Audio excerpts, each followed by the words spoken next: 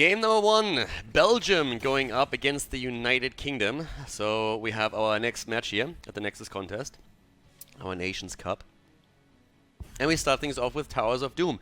Now traditionally you would have expected the UK to go for Brexit holdout, but that might be a map that we're going to see later. We're starting things off with TOD on the other hand. So let's find out if Belgium is able to just tower up here, or if the UK breaks through here.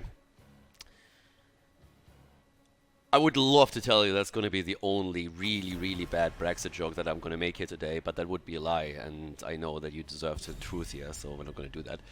That being said though, Maiev being banned immediately again. So she's been the hero in the Nexus Contest that we have seen banned the most successful, like the most consistently.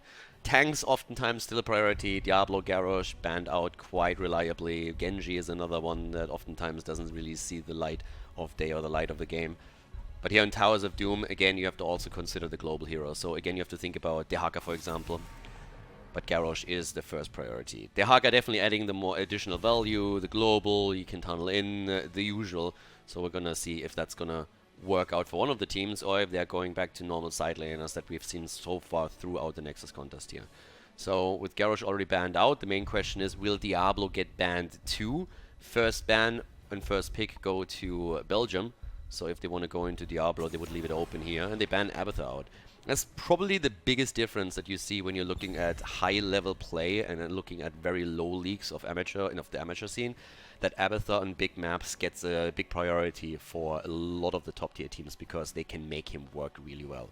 And people have been asking what exactly is the level of play that we're seeing here from these teams, and all of the players are usually Grandmaster and Master players. For example, we have Ty on the side of the UK, is currently number 6 in the Grandmaster leaderboard, but that's roughly the level of play that you see. But of course, even within that Hero League ranking, there's huge differences, as we've seen in the past, in particular with players that made it into HGC. Zeratul banned out as well, no combo setup, but Tyrande as the early pick. Again, the interrupts on the channel for an altar, really important, and on top of that too, you get of course the stun chain going. So if you get that Diablo, you can get a good flip in. If you play with a Nubarak, with a Varian, you can always set these stun chains and then try and blow a target to pieces. You kind of want to mage for that, for burst damage. Jaina is like the go-to, and oftentimes even picked away as other heroes that you can also throw into that mix if you want. But we are seeing the UK reply with Anubarak and with Malfurion, so potential burrow charge in and then the root behind it to try and lock the target down a bit more. It's not quite Tyrande, but it's still able to lock someone in place. You don't have that Hunter's Mark to apply though with the trade of Tyrande, which gives the extra damage. And now my main question is, Diablo, what's going to be the setup? Dehaka and Hanzo. Neglecting the main tank for a moment, but at least getting Dehaka in, and that comes back to what we talked about earlier. Having now the top lane in a situation where you can push it out heavily and then join the fight at the bottom of the map a little bit later. And people oftentimes really don't quite get what Dehaka does. Like, there's too many amateur games where I really see a Dehaka use his global to like hearth back to the Nexus, heal up, and then global onto the lane. It's not really what you want to do. Like, the global, usually you want to keep it so that when your opponent is forced to move to an objective on the lane, you can stay on the lane longer. You can stay to get another wave or two, and then you tunnel into the fight. You get the experience lead for your team through that, and you tunnel into the fight, try and appear from behind, for example, get a dragon, and set that up. With them not committing to the Diablo setup, you can see now that Diablo is banned out immediately. And I mean, that was something that you have to know is happening when you are Belgium. So I think they were absolutely fine with not getting Diablo here. For me, still the question what the tank is going to be. I mean, we've seen a lot of Johannas being played with this, but there's a lot of other options if you really just want that stun. But the UK, with their next picks, Tracer was banned out. I mean, she's one of the heroes from the UK, so they don't want the red team to go into anything they're too familiar with. So Tracer is immediately banned out. No cheers love for you, boys. Blaze and Li Ming taken away now too. Blaze on the offlane, really liking it. I love Blaze or Urel with the Nubarak. They go for Blaze. He's great also for the wave clear. Can make that rotation between the top and the mid lane happen that we see so much, because a lot of the teams focus very heavily on the bottom of the map in the bot lane, trying to get access to the opponent's bell tower and then just push the lane through the entire time. And the main tank for Belgium, there it is. Johanna being picked. And we have Greymane in the setup. Okay. So definitely good damage output here, for sure. Not a mage. Again, I expected maybe to see a Jaina, which is not the case here with Tyrande. You can still do a lot of work with Greymane himself, though. And Hanzo too, if you coordinate that well. So there is a lot of one-shot potential, especially if you're going into a Cursed Bullet later on. Either way, it's going to be fine. And the last pick for the UK. What? I think the UK is sniffing a little bit too much glue. Game number 1. Again, like, I personally thought that the UK was sniffing a little bit too much glue when I saw the Probius come in, and there was a bit of a discussion afterwards in the lobby when someone said, is that Probius real? And then I heard yes, and then the next second someone said, well, we misclicked, but now we're going to run with it. So I'm still not sure if it's real or not real, but we're having it in the game. Belgium on the left in blue with Toulouse on Dehaka, Khaldor on Hanzo, Disabler on Greymane, Tikenai on Tyrande, not even trying on Johanna. And to the right side, the UK with Arena on Probius, Billy on Malfurion, Tai on Liming, Zupnik on Anubarak, and the Bread Bucket playing Blaze. Call me intrigued. It's going to be an interesting game no matter what. People were already suggesting that this is the Brexit strategy, aka you're trying to get out of the tournament as quickly as you can. So if you want to do that, Probius will probably be a great pick in before Probius wins the game. But yeah, we're going to see how this is going to work out. It's definitely not what you would expect, and they're already going for a very different lane setup because of Probius. Now, why is Probius a little bit crazy here? Well, first of all, Probius is just not a good hero. That's point number 1. Outside of that, if you play Probius, you usually have Probius as your solo laner, and you're trying to just push the lane very quickly. That's what happened in the past when we had Zagara oftentimes on the solo lane. Oh, nice dodge here by Zupnik. Well done. But they already had Blaze, so that's one of the reasons. But you can see that they're changing the lineup on the map a bit accordingly. They not only have one hero at the top and then rotating between 2 lanes. Instead, they're setting up 2 solo lanes, middle and top, and have now 3 heroes that are continuously at the bottom with occasional rotations into the middle. So that's currently what they're trying to do here. It's actually an interesting setup, and again, that can still work. Probius has a couple of advantages. You can really push hard with a hero, you can siege up very, very nicely. Where Probius really struggles is if you have very mobile assassins against him. Zeratul, Genji, for example, are a nightmare for Probius. But as you can tell, we don't have that. So Probius can actually work out in this case. If Dehaka tunnels in from behind and gets a Dragon, that would be bad. If Greymane jumps onto the little probe, that's another story too. But it's definitely a hero that can still work out. So I don't want to rip the pick too much now. It's a little bit crazy with the setup that they have. But it's not like you can't win here. And the one thing I want to still throw out is we are in the first round of the tournament. So there will be a lot of teams that go up against just teams that they are outclassing. And that could be the case here too. I don't know quite about the power level of Belgium and the UK here. I mean, both of course have Grandmaster and Master players, but it's oftentimes most of the question of how do you play together as a 5-man, how much synergy do you have, that really matters. Big push bot lane because only 2 are defending here. We have Probius and Blaze, topside, to get the camp. And trying to push that out. Toulouse is the only one to deal with it. Anubarak instead had to go into the mid lane to deal with the experience there. Even has to move out right now. So trying to get ready for the first altars in the game. When it comes to the talents, I mean, Anubarak playing it pretty much the way you would expect. Regeneration Master on 1, then going into Underking on level 4. And very likely also to add the Subterranean Shield for the heavy engage on level 7. The rest of the talents on most of the heroes are pretty much your standard. And we're going to take a closer look at Probius in a bit. But for now, there's the exchange of the bell towers topside.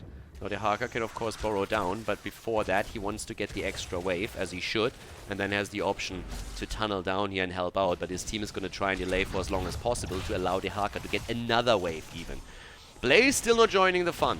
He's still roaming between the 2 lanes here. And we're having bot side now. Probius setting up with the turrets and trying to make sure that Billy gets the channel through. Doesn't quite happen yet. Good interrupt against Johanna here. Anubarak is a little bit low and has to move out too, but we still have a nice zoning from Probius. But a heavy hit by Khaldor And here comes Dehaka moving in. Blaze is with the team too, and Nubarak dies first, and there's the drag against Malfurion.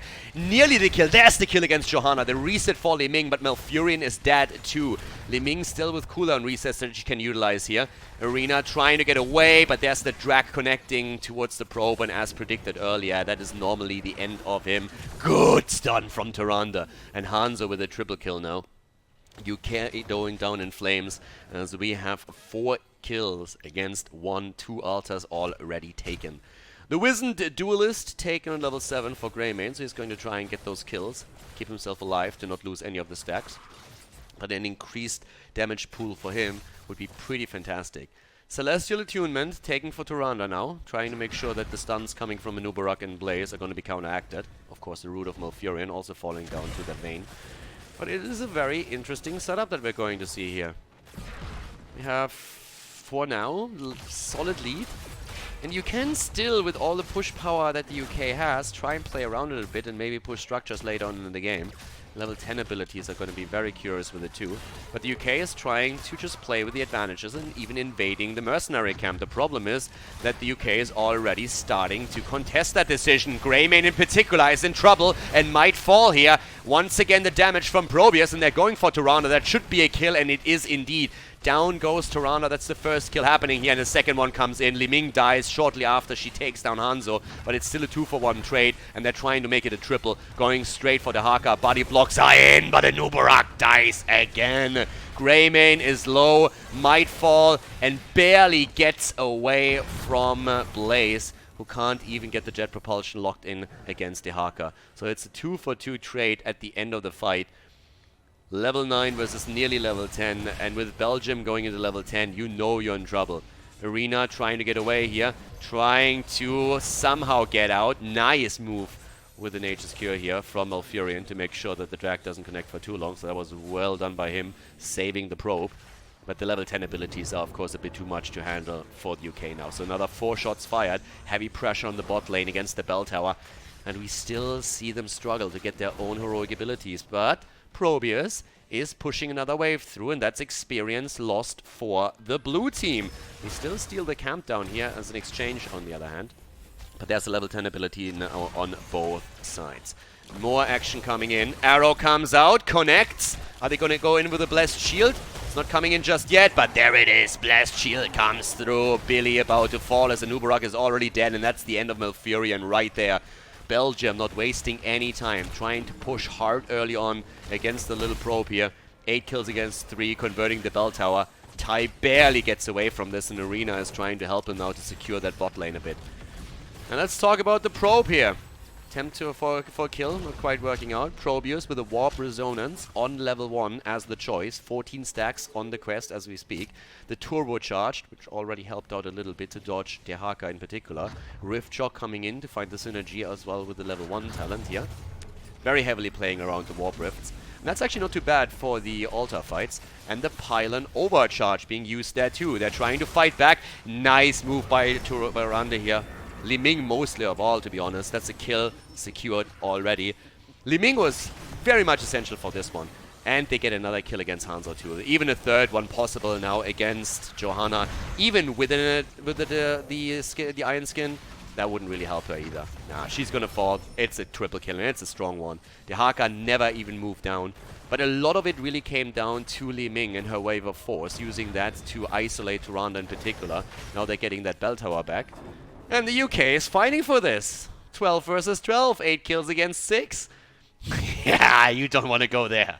You really don't want to go there, dude. And that's the end of him. If he doesn't die, that would be amazing. Isolation misses. The arrow doesn't, though. But yeah, the kill against Li Ming. Greymane dies, but he gets the 1-for-1 trade. I can't believe he got the exchange there. But the fight continues. Taluf is low on mana though, and he's also low on hit points, and as they drop to 0, that's the end of him. We are having a full-on brawl here. Look at the UK coming back into this game with a vengeance. Stun attempt. Already the Celestial Attunement doing work, but we have another quick kill. Tyrande falls after all, and there's the root on the ground against Khaldor on Hanzo. He's jumping away. Is Johanna going to be that lucky? I'm not quite sure. Khaldor himself is nearly dead. But there's also the altar now fired against Belgium. We have a fun one on our hands, guys. We have a really fun one on our hands. It's a full fiesta here. 13 versus 13 in levels, 9 kills on each side. And yeah, this is going a little bit crazy. Unfettered Assault now on 13 for Greymane as well. So 6 stacks still on his Wizened Duelist. I mean, again, he fell once in the previous fight. Tyranna's doing quite well with the stacks too, sitting at 8. But that would be another big hit. And down he goes to 3 stacks. Greymane dead, losing more stacks. The Cocoon is on the ground now too. And that should be the end of Tyrande. Maybe they can do some... Oh, missing the jet propulsion and that getting stun-locked into oblivion. The bread bucket has a problem, but so does the Haka. Seloof is low and he goes down. The probe kills him together with the Nubarak. Unbelievable. The UK with the pressure pushing hard right now and using Probius to his fullest extent. Going straight into the mid lane now. They want that bell tower and you know it.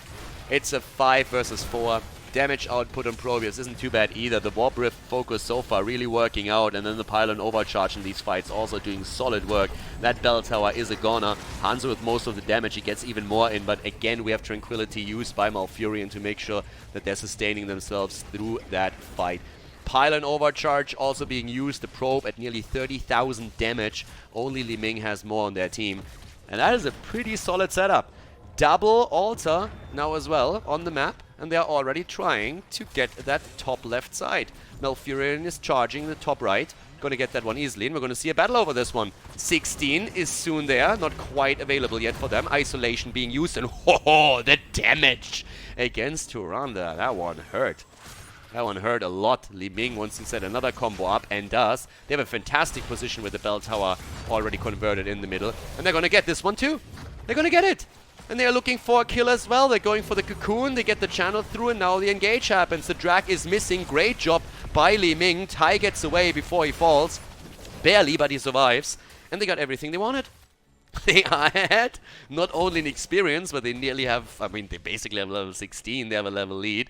But they're also looking at 22 points against 28. The probe carry is what happens here, apparently. Little bit of a lag, that worries me. I'm not quite sure what happened there. Yeah, BattleNet. Basically, Probius being ahead in the game is currently causing a little bit of a ripple in the force.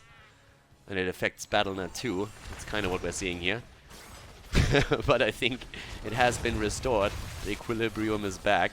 But so far, the dark side is winning. And yes, Probius is part of the dark side. Especially since it's a Protoss hero. You can only be part of the dark side if you're a Protoss hero.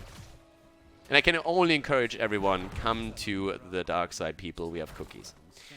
The probe, doing well so far, as mentioned before. The gravity well now taken too. So the Warp Rift getting the slow in. And I mean, this is actually a really cool talent to have if you're playing on this map and you're trying to zone an opponent out around an altar. So a pretty nice level 16 for them though. Trying to hold on to the bell tower at the bottom left. It's a triple altar. Guys, this could really hurt. Triple altar is there. We have 16 on both sides. And massive damage already against not even trying. And yeah, up to the top it should be an even exchange. It's mostly the one in the middle that is being fought over the hardest. And let's see what's going to happen there. Cocoon is already on the ground. They're trying to go for Greymane. Oh, the damage! Greymane gets away, barely. Triple arrow coming in from Hanzo. But they can't get a kill. Here's the Tranquility. In comes the probe. Zoning again. 3 shots against 5 fired as the top left and top right are being exchanged. The fight at the bottom, on the other hand, the drag is missing, and so did the isolation. Seloof just not landing his skills here. Jet propulsion against 2 as Blaze is fighting. Not even trying, moving in though, gets stunned and nearly taken down. The Iron Skin saving him for the time being. Zubnik barely missing the stun himself. Greymane dead as Li Ming drops him. Seloof gets the quick drag on Anubarak, but he is down. Dehaka dead, and the UK is moving in with a double, with a triple. Make it a quad kill as Hanzo falls, and they're looking for the team wipe.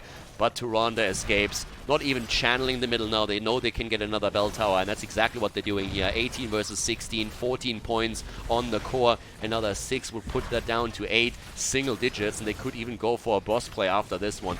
Absolutely insane plays now that we're seeing from the UK, making sure that they are having a great start into the tournament with a Probius pick, of which we're still not 100% certain if that was actually a pick they wanted, or if it was just a bit of a misclick during draft. They more or less left that open. We heard conflicting stories about that particular one. But hey, it's working out. And Ty, currently number 6 in the Grandmaster leaderboard, is putting the numbers in as well. Getting the kills there. Looking really strong with his 54,000 that we're seeing so far. Died 3 times, but was also a huge focus of Greymane. And I mean, talking Greymane, we have him still on 4 stacks on the Wizened Duelist. Died several times here, especially in the last few minutes. Of course, with the Alpha Killer on level 16 now as well. Bottom bell tower, given up, stealing the camp instead, trying to reclaim it.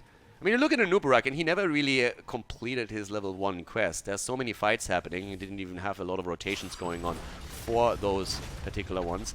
Also, Tyrande, nearly done with this one. I mean, Lunar Flare, getting nearly 20 stacks here. She's doing fantastic. Quick pause, on the other hand, that we're seeing from the UK at this point. But again, they're doing well. So 19 stacks, which is really impressive for Tyrande. I mean, this is just having homo missiles attached to this one. Doing fantastic with it. Talking Probius, by the way, didn't really mention the shield battery just yet on level 13, so another one for them to be taken here. Outside of it, when we're looking towards Liming, nothing too crazy happening there. The one level I want to still point out is the Charge Blast on level 4. So something that we don't see all that much these days. Oftentimes it's Dominance instead, which makes a lot of sense if you want to have the sustainability through kills. And it's actually a talent that might have allowed Ty to stay alive a little bit longer during these battles, because oftentimes he tried in Calamity in and then was a bit low. Immediate attack down to the bottom again. Anubarak charging in for the Subterranean Shield and the Beetle Spawn. Trying to soak those shots. Another hit. And that's the quest talent even completed. Tyrande gets the 20 in and they drop the probe. The probe is down. The fight still raging on here as Malfurion gets isolated too. Still was able to get the Tranquility through though. But yeah, Tyrande is doing insane work in this game. It's actually really impressive. Let me take another look at those numbers. Tyrande is sitting at 19,000 damage, out-damaging Dehaka here. 42,000 heals, which isn't too shabby either.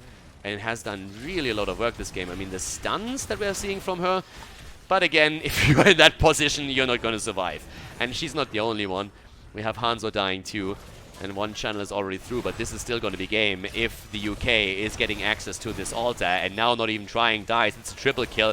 Greymane tries to get the kills. Bunk on the ground. Toulouf with the attempt. But no, Greymane is dead. And Toulouf is the last dinosaur standing. He's trying to burrow charge away from this one, but very unlikely to be successful here. And this is going to be it. 20 talents on the board for the UK. The B-steps are in. Billy for the channel. And this, ladies and gentlemen, is going to be the victory in game number 1 for the UK, as they are taking the lead on Towers of Doom. GG and well played.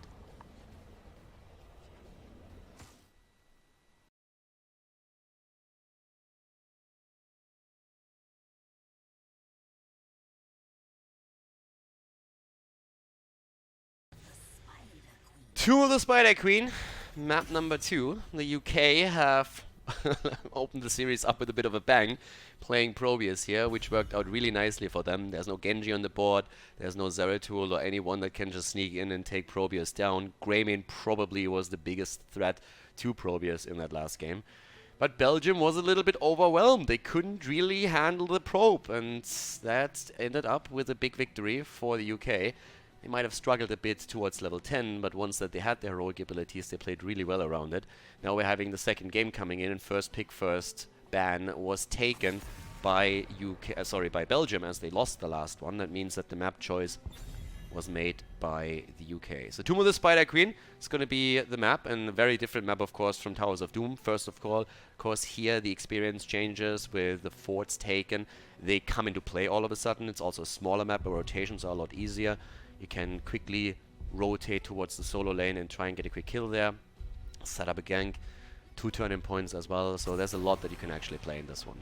So we have Garrosh banned out. on Tomb. Maiev immediately got rid of again.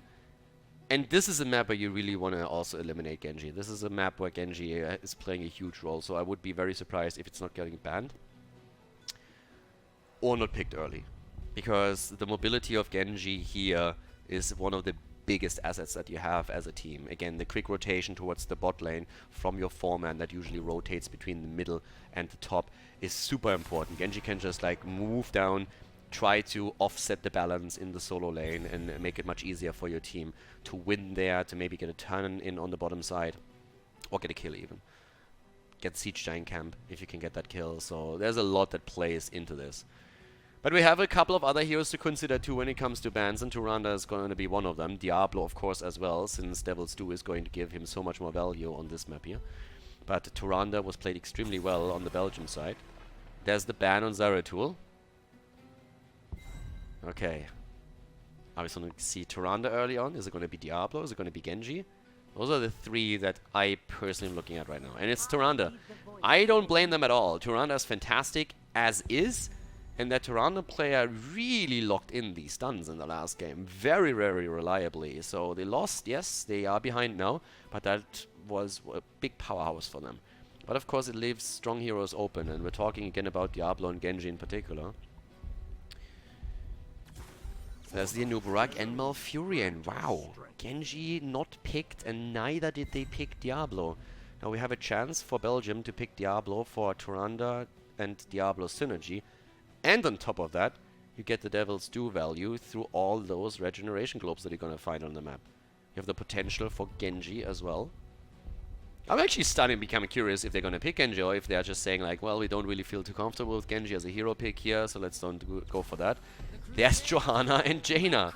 Okay, this is a bit weird. Again, the draft itself isn't crazy, right? If you have a Tyrande and you want to go for those hits, then picking Jaina is absolutely fine. But for me, it's still a bit strange to not see Diablo there.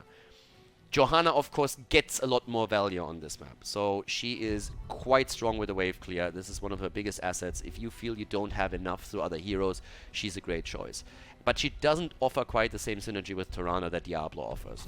With a Blessed Shield, you still get, of course, that pre-stun. You can also play around the Condemn and the Slow on your Punish. Not a horrible choice by any means. But given the map, I would have assumed that we might see Diablo with Tyrande, and I'm still a bit surprised that Genji didn't make its way in on either side. So Anubarak and Malfurion is a big part of the combo that the UK already used on the last map. That worked really well. They did great with that. And here comes the ban against Li Ming. Tai did a great job on Li Ming. Like, he had a lot of kills there. Again, not going for dominance on level 4. Maybe made him die a little bit more often than he needed to when he went in with Calamity and tried to secure kills, but then didn't get his hit points topped off. But he definitely put the numbers onto the board, so it was great for him. Very curious to see what Belgium is going to do to round the draft out. And we have still no ban on Genji. It's still available. Tracer and Blaze. So Tracer was banned in the last game, but now we have Tracer played by the UK. It's fitting. Had to happen eventually, right? And she's a great hero on the map too. But now for the last two picks on Belgium's side. Solo laner. What's it going to be? Are we going to see a Thrall? Are we going to see a Leoric?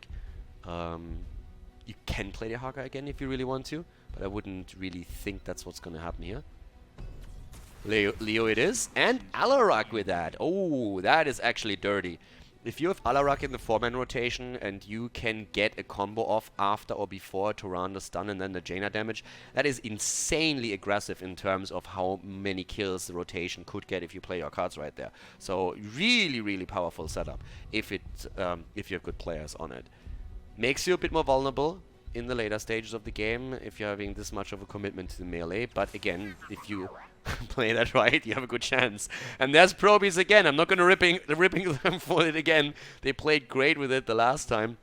I was already wondering early on if we would see something similar. But if you look at that draft is identical to the draft that they use on Towers of Doom, with the exception that they switched Tracer in for Li Ming because of the ban.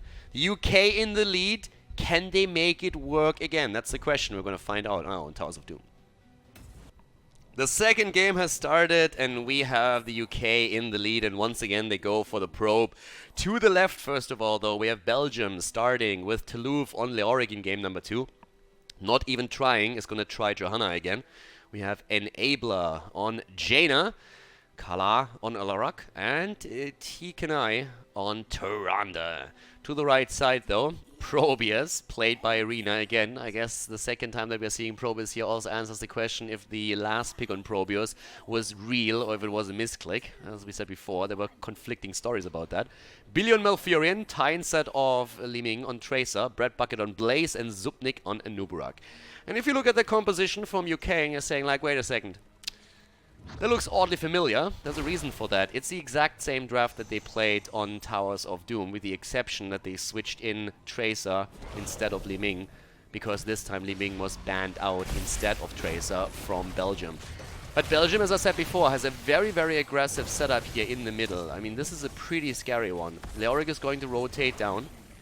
Already interrupted, by the way, by Anuburak here. So the whole thought process was to try and either kill him, which they might even pull off, or at least attempt to make sure that he is late so that they can get the experience lead. But that was a very, very scary one. Toulouse nearly falling there, survives for now, is able to also get to the fountain and top his HP off. But it disrupted also the potential 4-man rotation. As we said before, the 4-man setup that we're seeing from Belgium is actually really powerful, because you can always follow up with Alarak on the slows and the pull-in from Johanna. You have after that a quick damage outburst from Jaina, and on top of that, of course, the Hunter's Mark and stun from Tyrande. They did really well with that in the previous game, so it's something they can definitely use here if they get that set up at any point. Already an attempt to go for the camp bot side, so Tai is there, trying to get the Siege Giants. I'm curious when they're going to realize that Tracer is missing. That shouldn't really take them too long, and then we should see an adjustment there. Jaina is all the way up at the top against the probe. Not really quite sure how much I like that. I would really love a rotation from them. But now they have to put some heroes down, which is what they do. There's the bomb on Toulouse. But they're invading, and the rest of the team is starting to rotate into Khaldor. Misses the combo against Tracer, but everybody is low. Stun barely dodged. Tai with really good reflexes here. Bread Bucket is low and very likely to fall here, as Toulouse wants to go for the camp. Bread Bucket gets away, but the camp is stolen regardless. The camp is taken, and the UK committing to that early on, but of course Tracer missing for such a long period of time made Belgium very suspicious, and then they went in, didn't get the kill, but got the camp, and can now use that to push a bit more aggressively at the bot lane, or at least force the UK to commit some resources to that play. The rest of the team rotating into the middle again, and we're having Neil Peasants taken for Leoric on 4, which is going to allow them a lot more push power now. Also, talking Anuburak again, switching the build up a little bit and going on this map now into way more of a Carapace focused build, trying to get the armor in, the movement speed that he gains through that, and all the tools later. Probius is in trouble, highlighting again what oftentimes is the issue with a little probe. Very, very vulnerable whenever attacked. The problem with this setup is, how do you get to him? We talked about Genji earlier as a potential pick, and that didn't happen, but Alarak can still go in, and he Alaraks Probius with a quick search right there. That was a nice last hit as we saw for them. And Alarak is going to be one of the threats to Probius in this game. But again, it kind of blew my mind a little bit that we didn't see Genji picked by either one of the teams, considering that this is Towers, Tomb of the Spider Queen. And that would have immediately shut down the Probius pick too. Granted, Probius came in late, so if Genji would have made an appearance on the Belgia's draft, very likely that Probius wouldn't even have been picked. But right now, damage is still coming in here, and we're seeing a bit more aggression from Belgium. Last map didn't really work too well for them, but right now they're going to try and redeem themselves and force game number 3 out of this series. So we're still seeing Leoric at that bot lane. Jaina, for some reason, still not a big part of the rotations, but coming in right now, they're going for Probius again. They attempt to take it down, but Khaldor not able to make it work. So instead, they're splitting the damage on Anuburak and on Probius, and they don't get a whole lot out of it. A bit unfortunate for Belgium right now. It's a little bit tougher for the UK, but they're still doing well. And again, I mean, Tyrande is just crazy. 4 stacks already, just on level 7. So really getting those hits in. Level 7 talent with the drain momentum, by the way, so again opting into the movement speed, not into the extended range with hopelessness that we are seeing most of the time. In terms of the build here, Celestial Attunement now on level 7, as expected. We're having the negatively charged now with 6 stacks up to this point. And Arena is still pushing out the top lane. It's a little bit odd to see Jaina in that solo lane so much. I would have really preferred her to be more part of the rotation because she's most of the damage that they can put in here. Trying to move in again. Probius needs to be careful, but Anub'arak sees it, stuns it out, and the pylon is taken. Down here on the other hand, still the interrupt against Billy. 38 against 17. That's the gem count right now. Another interrupt, but they are starting to have a little bit of trouble in going into this. Anub'arak, on the other hand, is already low. Here comes Jaina starting to help out with this particular problem. But bot lane is starting to be pushed in, and they need to rotate someone down there, but it's going to be difficult with everybody just being stuck in this position. So who's going to take the experience here? It looks like for now, no one, or is Khaldor going to make that move? He kind of needs to soon.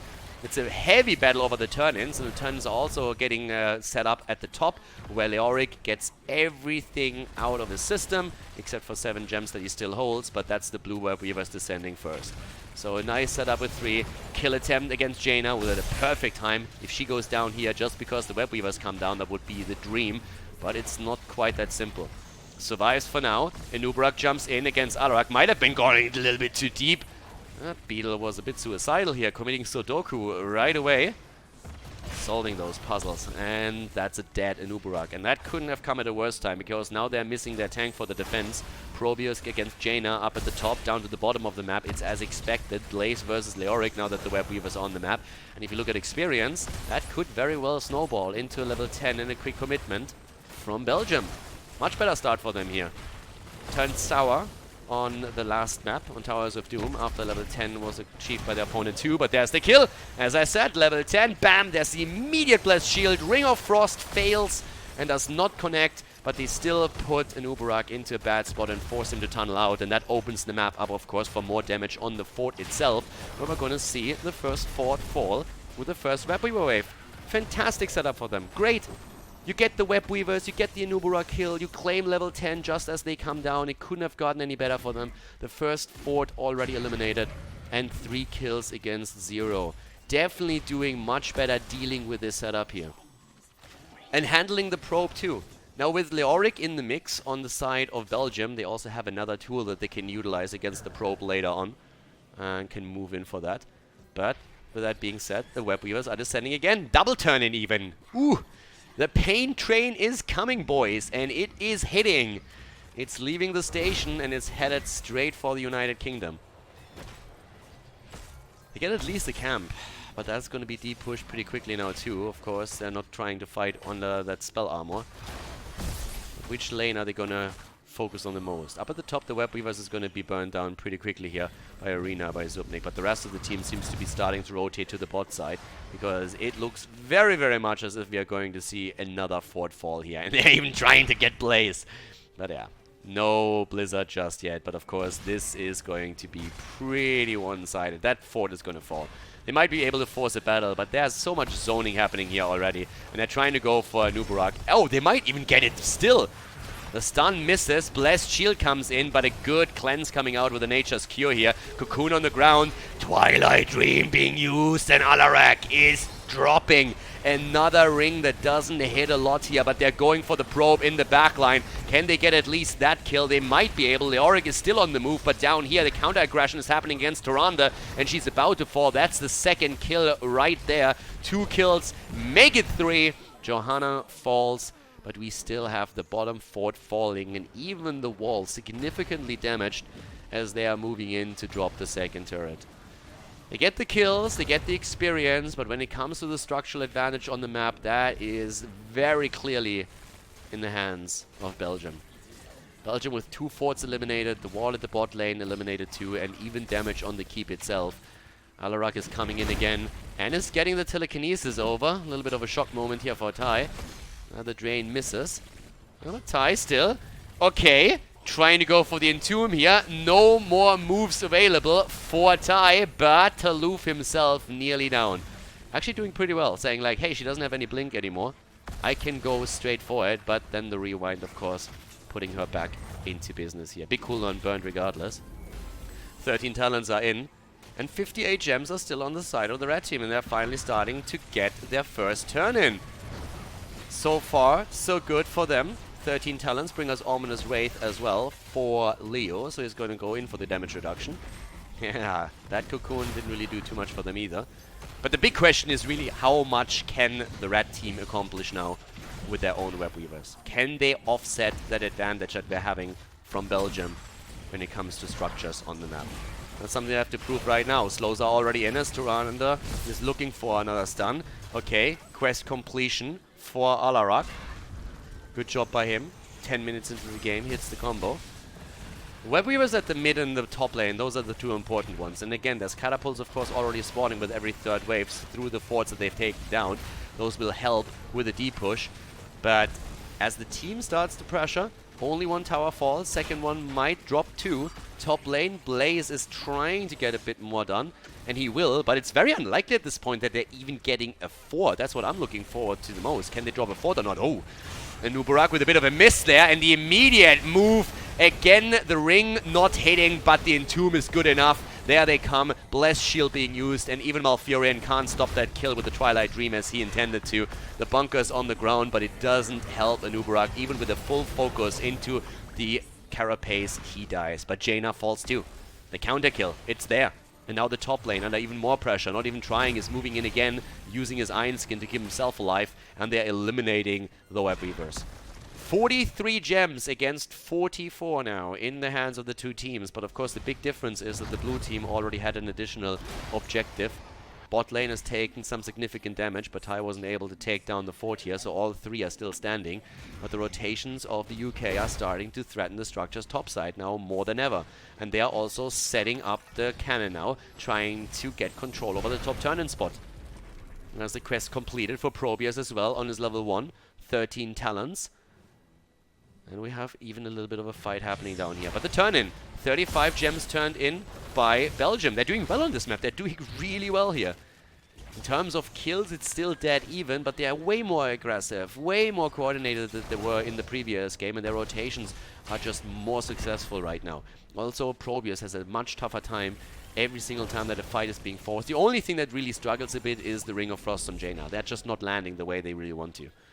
Then again, you have the setup still. If they land in one of the later fights, that's all that you need. And you look over towards the experience, and you can immediately tell that the level 16 talent is going to make a massive dent into the confidence or the kill power from their opponent, because it's going to be so much quicker.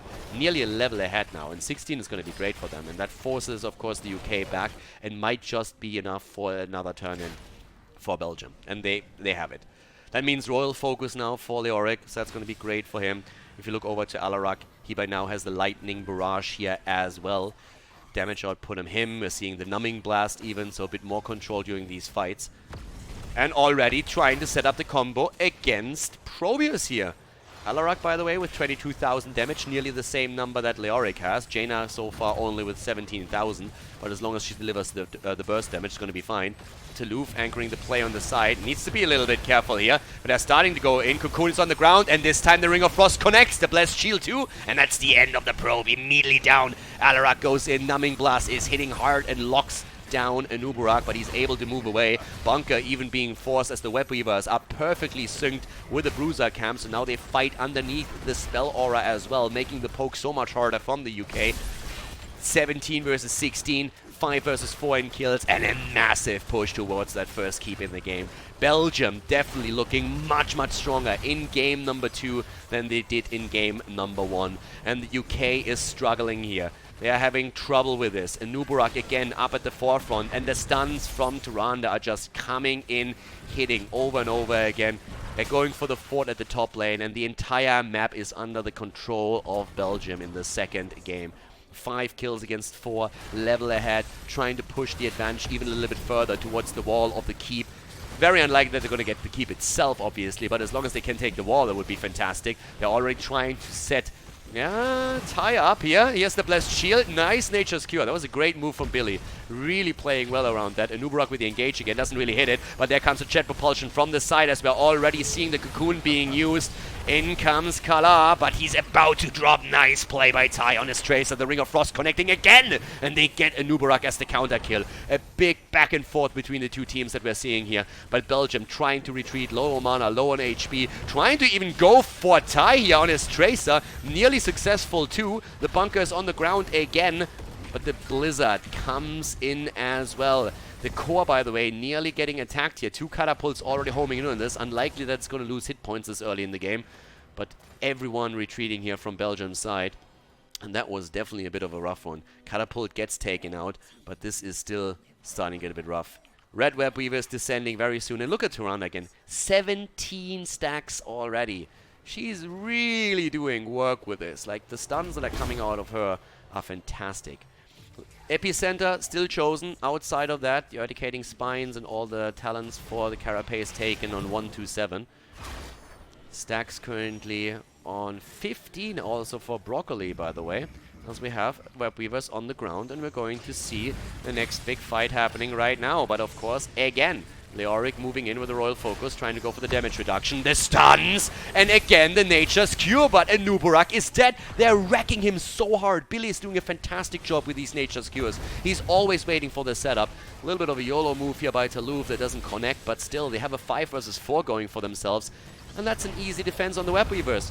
And the UK feels forced to go for an attempt to get a kill themselves, but Arena is nearly dead on Probius. A great setup again. Here comes the Ring of Frost connecting with Blaze. The bunker comes down, but the probe is dead as he gets a mace to the face. In comes the Skeleton Swing. Yes, 2 forts have fallen, but they are looking for way more. The experience lead alone is great, and they're looking for more kills. And the slows alone are fantastic right now.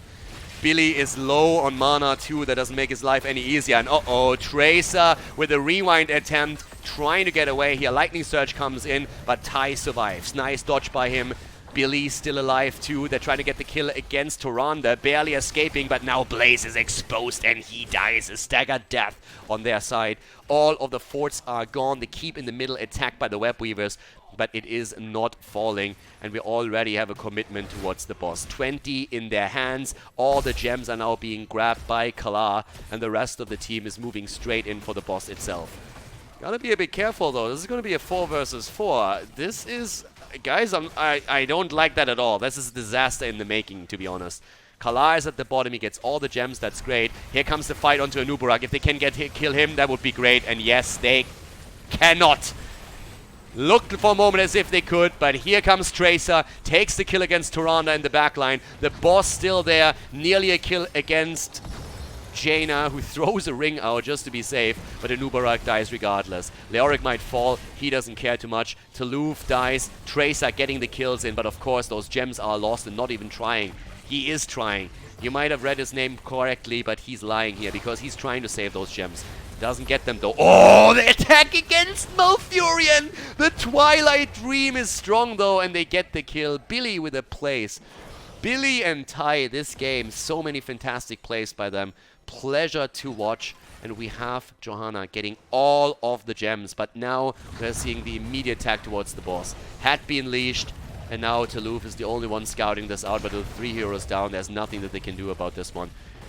They have taken the keep earlier. This is the big advantage they have because, well, I'm not sure how to tell you this. The UK is about to hit level 20. And all the advantages that we saw for Belgium are gone, with the exception of the structural advantage in the mid lane.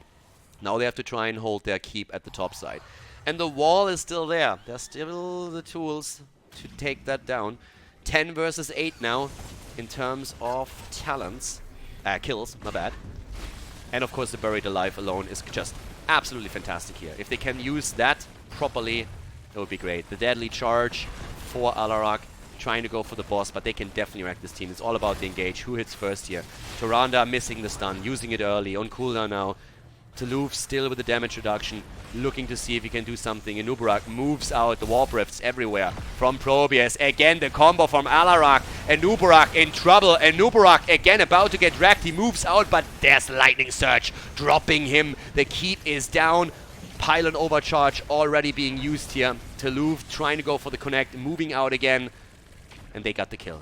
They got the kill, but they have to deal with the boss. And again, Core is being attacked on the right side. Leoric falls, but he's going to be back soon. And with 3 catapults, 4 catapults firing at the Core, Probius has to deal with it and does so quickly. But the Core still loses a few hit points. Down to 82. 97 on the other side, though. Both of the Cores already getting scratched there. 11 kills against 9. Let's take a look at the damage for now. 48,000 from Leoric. Putting in the numbers here with the Drain Hope in particular. Jaina on 38k. Alarak on 41. 82 by Tracer. Tai playing such a great game. He played fantastic on Liming in game number 1, but here on Tracer, he had so many close encounters as well. And just look at Malfurion. The only guy in the entire game that hasn't died yet. 76,000 heals by him. Good silences too. Billy with some fantastic plays throughout. Definitely some strong players here for the UK. And looking over at the stacking process. 24 by now on Broccoli. How much damage does he have? Let's actually take another look at that. Malfurion sits at 42,000 damage. 42,000 damage right now. Broccoli definitely putting in the works. Massive stacks coming in for him.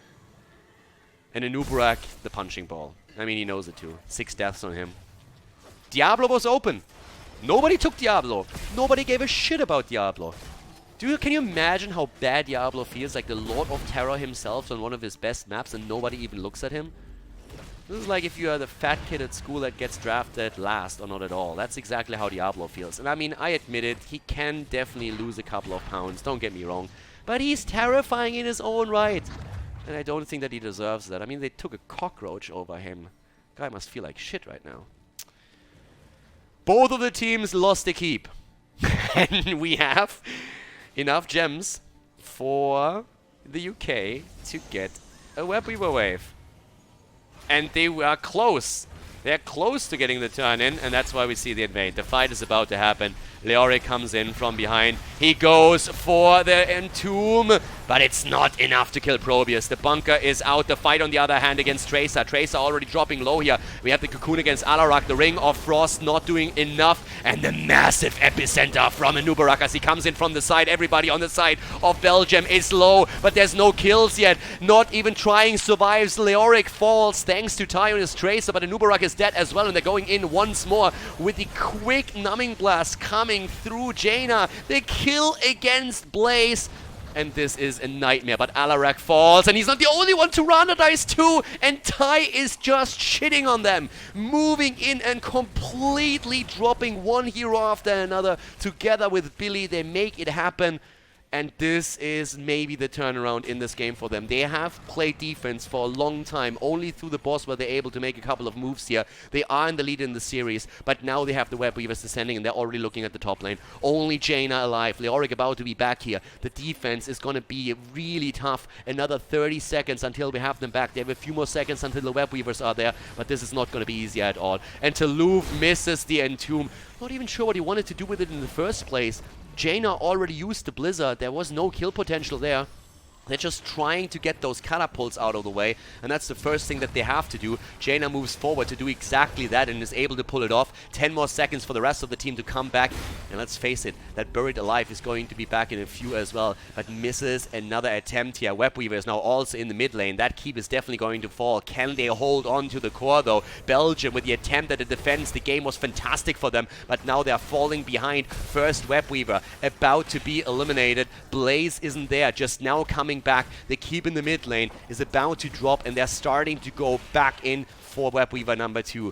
They lose the keep, but they save the core for now, and the UK can't finish it. Toulouf is looking at an entomb here. He has it ready, but he doesn't use it. It could have maybe been the kill. Still looking for it, but as soon as someone else appears, Tai immediately says, like, boys, I'm out of here. I am absolutely out of here. It's not as grim as it might look at first for Belgium. They still have a chance in this, but yep, the UK are coming back with a vengeance. The Webweaver at the bot lane is about to drop though, and this should not be... This keep should be defended. They're already starting to move in, and keep in mind, all the heroic abilities are up. A good Entomb, a good Ring of Frost is all that you need. The Entomb is missing again, but she jumps into it. She jumps into it. The Twilight Dream, on the other hand, is strong, but Tracer is already dead, and now the chase is on. This is going to be a nightmare for the UK, or is it? Taluf is about to fall. He is not. Instead, it's Probius who dies first. The ring with the value, and they go for the beetle, and that's the triple kill. It's a triple kill, and everybody is on the run right now. Everybody on the run. Taluf with a slow. Billy hasn't died in this game yet, but it looks very much like this is going to be his first death. Khaldor is going for it, and Malfurion is trying to escape here, but very unlikely to happen. Blaze goes down. Billy is wasting Khaldor's time, making... oh my god, Billy, like, what the fuck? You're shitting me, right? He nearly solo killed Alarak there. Dies finally after dancing around him for ages, and with 5 down, the core is gonna be attacked in a few seconds. This should be game. This has to be game. Tai might be back, but he's never going to be able to do anything here. What an insane game. 69,000 damage by Malfurion.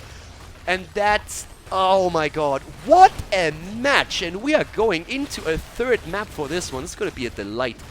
Tracer again darting away here, but what an unbelievable game number 2 we just saw.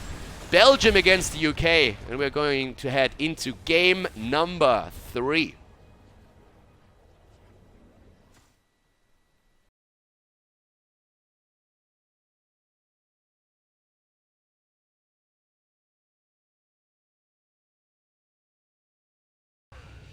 Game number 3, everyone.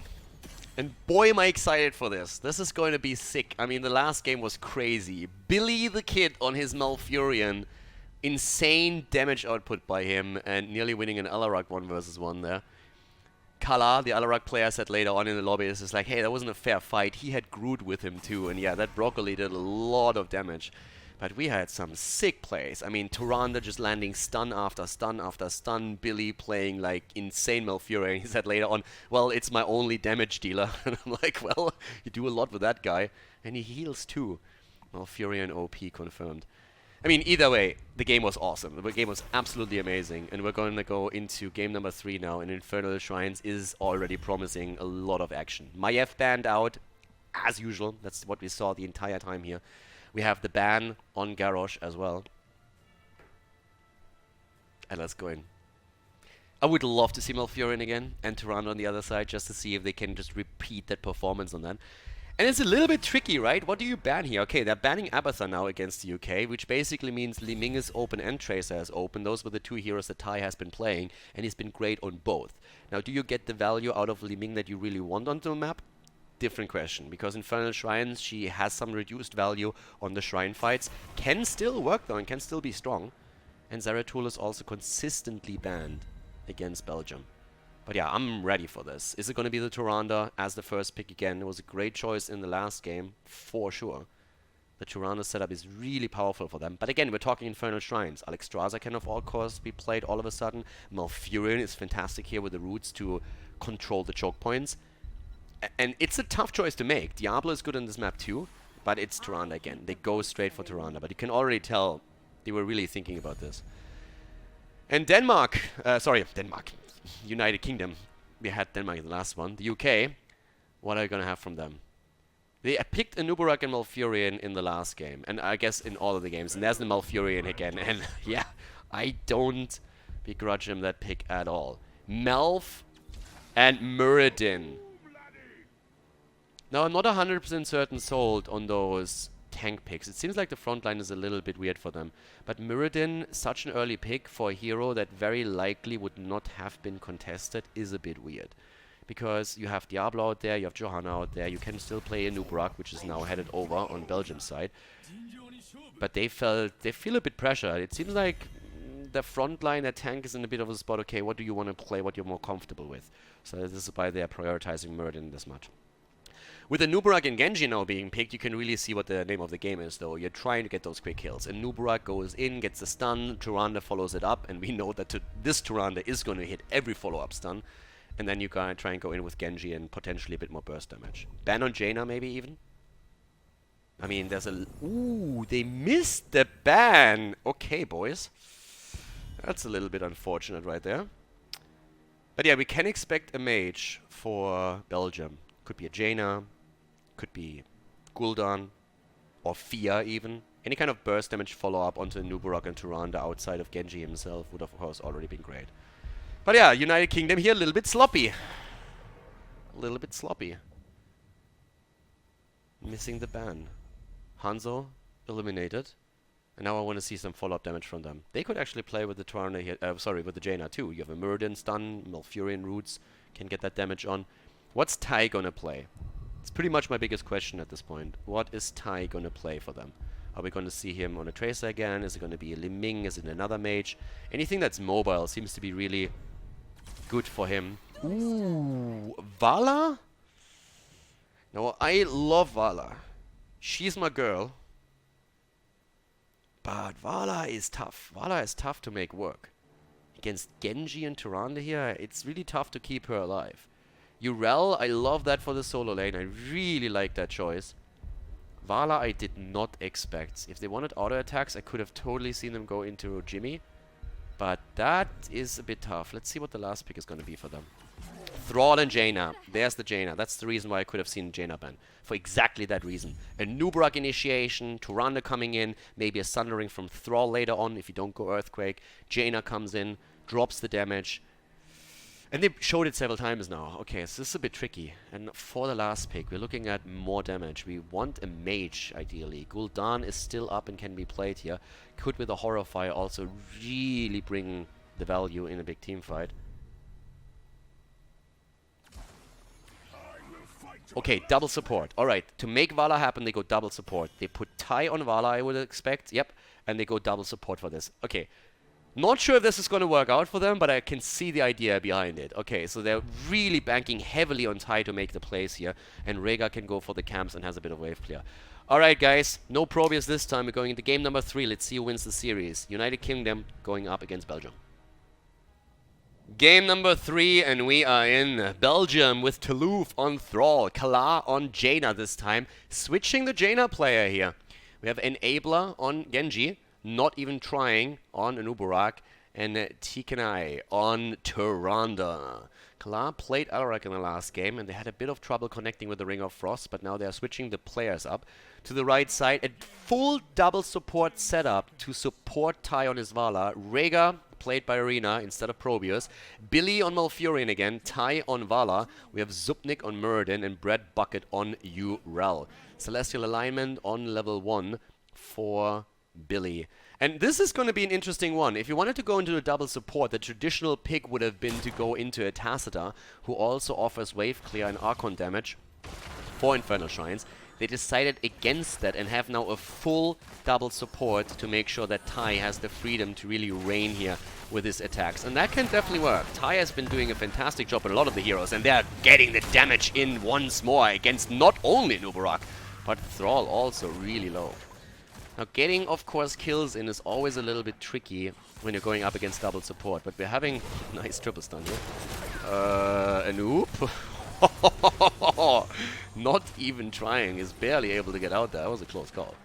But what I was about to say is, you have now burst heal with the Ancestral that could come through. I mean, you have a couple of options, right? If you're playing a double support like this, you have a lot of options. You could go even into Bloodlust, for example, to boost the damage a little bit more. But if you're just trying to keep Tai alive as long as you possibly can and play around that, then you have... Oh my god, that's not a good start for Belgium. Good kill. Nubarak missing the stun. They're trying to go for Rega, and he falls. Rega goes down. Lightning Sheeple for him.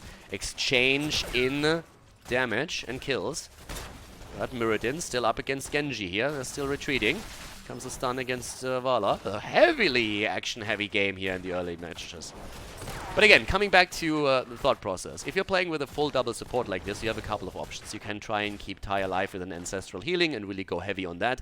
Attempt to simply to make sure that any kind of burst damage on him with a quick engage and Jaina's damage is not going to be successful. You have another cleanse available outside of the Nature's Cure that you can use to keep Vala in play.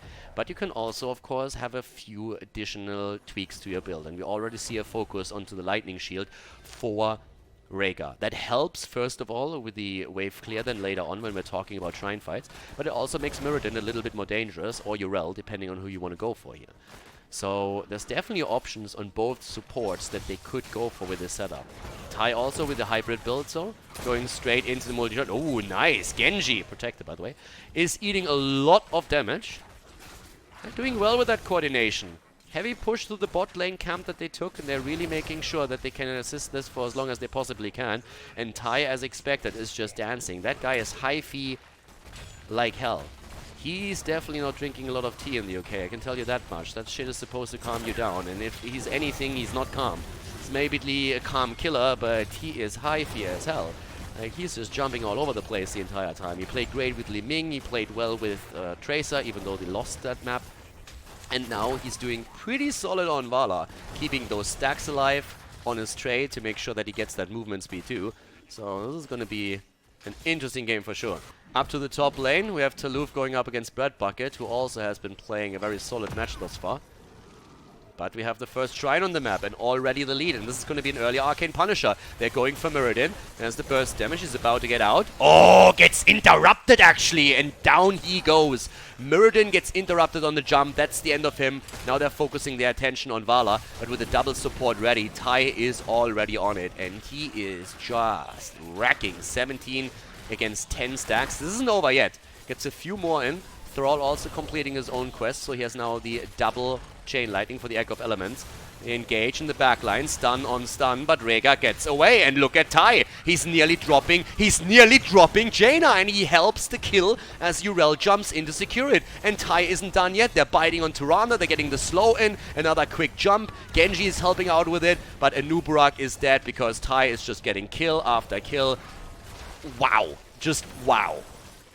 They lost Mirrodin early on, Zupnik died, and they still are going strong for that first Punisher here.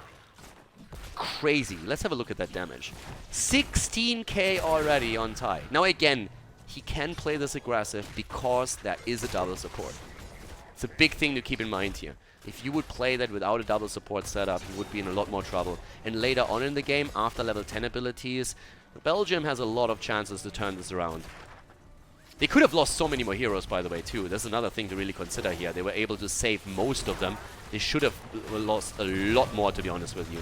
And Tai is just dancing. It's actually insane to watch this. That fort is about to get wrecked. Like, Mirrodin is waiting for the follow-up, gets another Stormbolt in, gets done with the quest here, and of course Billy is behind all of this, always helping out. An entire level lead Arsenal chosen on 7, the cleanse also for Rega, even the healing totem claimed. We're having the Divine Steed for Urel, so she can rotate a little bit faster between the mid and the top lane. Celestial Attunement, of course, a level 7 choice for Tyrande, considering that there's still a lot of slows and stuns available as well. But what a game already, Jesus. Game number 3 and massive damage coming out here. And Tai is just going ham. In comes the play for Rega, and they get the kill. Belgium is not out of this yet, and they know it too. They are behind, but they're definitely looking for these kills now. And Rega goes down. That was a really good move from Thrall, coming in, orc on orc action. Not something you want to see in a movie. Like, I guess it depends on the type of movie. But it's definitely something that you want to see when you are going up against that Rega. A quick and coordinated snipe to take him down. Job well done. And now the camp about to be claimed too. But already an owl that checked is anything happening at the Khazra camp. That's not the case, but they're not stealing it. They're not aware where exactly their opponent is. And here's the level 10 now, so they didn't want to go into that and potentially fight against heroic abilities. Now they're trying to claim their own. And we have the Twilight Dream. My eyes are on Rega. Rega, for me, is the most important one. What is he going to get? Stray for Tai. No Rain of Vengeance. Damage, damage, damage. Seems to be very confident that he can dodge Anubarak's stun, Tyrande's stun, and potentially even Sundering. Sundering comes in. They're trying to interrupt it. Also, no Ring of Frost this time. Water Elemental instead. And Rega is still holding his ult. Very likely that we are going to see Bloodlust here. Again, you can play that for sure. And yes, there it is. Bloodlust is chosen. Urel jumping in, creating some space at the bottom. Bread Bucket so far, good reactions. But up to the top, it's still the duel. Tai is dancing, he's weaving the auto attacks in, makes sure that he's not losing his hatred stacks. Super important for him, and they're starting to take down now not only the fountain, but they're also going to go for the fort. Down to the bottom on the other hand. Again, Muradin jumping away, barely able to escape, but he is moving out, keeping him alive. The water elemental about to be destroyed. Vala and Malfurion now moving down. 3 kills against 3 kills in this game so far. Tai with the awareness, again double checking if anybody is hiding in the fog here. Not the case, so they go for another camp. And I just want to see that bloody shrine announced. I want another team fight here. Thank you very much. This is going to be pretty solid. Top lane, there we go. Getting the XP here. Muradin still sitting in the bush at the bottom. Let's take a quick look at the stacks too while we're looking for all of this. Muradin currently with 10 stacks on his level 1. 6 stacks for Tyrande. And Jaina also working on her level 1 here as well. Still a bit far away from Muradin to get his Pierce. It's going to take a while, but level 13 is in reach. It's actually not too bad here for them. And here comes our fight. Locked down immediately, and a great cleanse. Fantastic cleanse from Arena. Really well done, and a lot of cooldowns already used. And here comes the Bloodlust. Oh, get wrecked, son. And Nubarak is down. Rhaegar got cocooned. But what a start into that fight. First the collapse onto Vala, immediately negated by the great cleanse, and then the immediate counter action. Taluf is low, everybody jumping in. They are so low right now. Zupnik likely to survive, moves away from this one, and now the way is open. The path opened up towards another Punisher, the 13 talents. Again, very strong here. The Earthen Shield on Rhaegar gonna help with the sustain. The healing static, of course, a fantastic tool for Muradin to keep himself alive. And they are going straight in for another Punisher. Rhaegar, in the meantime, has rotated to the top to deal with the Shaman camp that was taken there.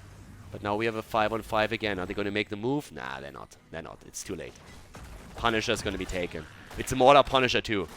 Mortar Punisher as well. And we are seeing them starting to move in right now through the middle.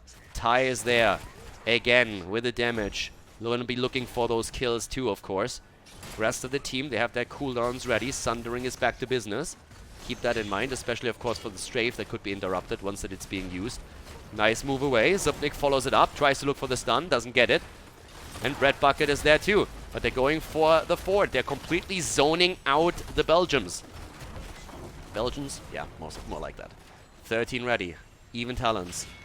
UK is moving in. Thrall moving in from the top. He could flank here from the side, and that's probably what he's going to be looking for with his Sundering. He's already moving in. Thrall coming in. He's going in. Hits the Sundering. Flips him out. Cocoon is on the ground, and the Waterman being used, but Tai with the damage. And Abla is trying to put him under pressure, and here comes the silence from Billy. Billy once again with the damage. They're trying to go for Vala, and Vala goes down. That's the kill that can't happen. That's the kill that they got. No Ancestral. They can't keep her alive, and now all of a sudden it is a disaster. Muradin is falling. The chase is on. They're going for the next target. They're getting the stun in 1, 2, going straight for Urel. It's a triple kill. They get all 3 of them. With Vala down, there's no damage left, and then there's only one way you can go, and that is retreat, retreat, retreat. Pulling a Frenchie here. Jesus. Belgium. Back to business. Not losing the keep in the middle. That was an important one. And that was the kill that they needed. Again, that's the downside of playing Bloodlust over Ancestral. You have a tough time when Vala is getting attacked here. 29,000 damage for her. 83k in siege damage, but look at Genji. He's sitting at 29 himself, and with that momentum on the map, of course, we're having them moving straight in for the first fort here. Great play for Belgium. They're not giving up. Had a tough early game, but now with the abilities, with the flank from Taluf and the Sundering, the follow-up that we saw there, they're coming back to business as we speak. 13k for Malfurion. Not quite as successful as he was in the last game. Not quite as much damage for him. Still a slight lead in experience. The fight at the bottom, and Muradin is down. Muradin gets sniped. They snipe him. They take him down. It is that Hunter's Mark. They're going straight in and get the kill. And Belgium is building momentum. Belgium is building the momentum in the game. And the UK, after winning the first game and nearly taking game number 2, has all of a sudden to think about this group and think about what happens if they lose now. Again, we're talking about a group stage here, and it could very well be a victory for either one of these teams, but no matter who loses, they're not out of it just yet. Once again, starting to move in the middle here. Belgium 16. UK as well. Both of them with the talent. No Manticore. Frost shot for Vala. More Lightning Sheet talents on the side of Rhaegar. Epicenter on the other hand for Anubarak. That's going to make him really dangerous now. The Subterranean Shield, the Epicenter, has it all. And the Underking, of course, too. Even more slows now coming in. Muradin, more survivability thanks to the Stone Form. They're starting to go back into Randa with the stun. Follow-up by Noob. They're going for it. Muradin has to be careful, but the Wolf doesn't hit. Taluf misses it. Zupnik was already low, had to be careful, and the rest is rotating in too. They get the Frost Shot in against Taluf. More Storm Bolts are coming in as well. It's a tough one. It's really intense here. And of course, all eyes are going to be on Ty in the next fight. Everyone on Belgium's side, they want to blow Vala up. If they can get Vala, they know that the fight's over. You kill the damage and the fight is over immediately. But doing that against the double support is going to be tricky. And Ty gets even more damage in. Frost Shot over Manticore. Could have tried to weave in more auto attacks, decided against it.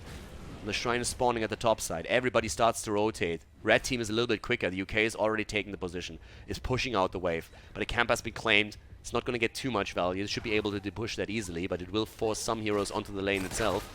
And Ty is already there. You need to be careful with him. A Noob is already spotted. They know where he is. Urel, very unlikely that they're going to be able to kill her, but all the stuns are in.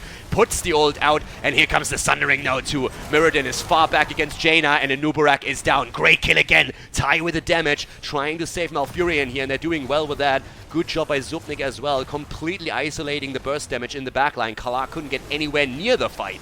Zupnik has to be cautious though. No, there comes the Avatar. Avatar in, and the damage, the strafe, the kill, and down they go. It's a 5-man team wipe as they're going in and wrecking everyone. And who gives a flying whatever about that Shrine at the top side if you can get that keep right away? The question is, how much more are they going to try and get? Are they going to try and go for the core here? 16 seconds for Anubarak. They could. They will. They are going to try it. They're going to try for the keep.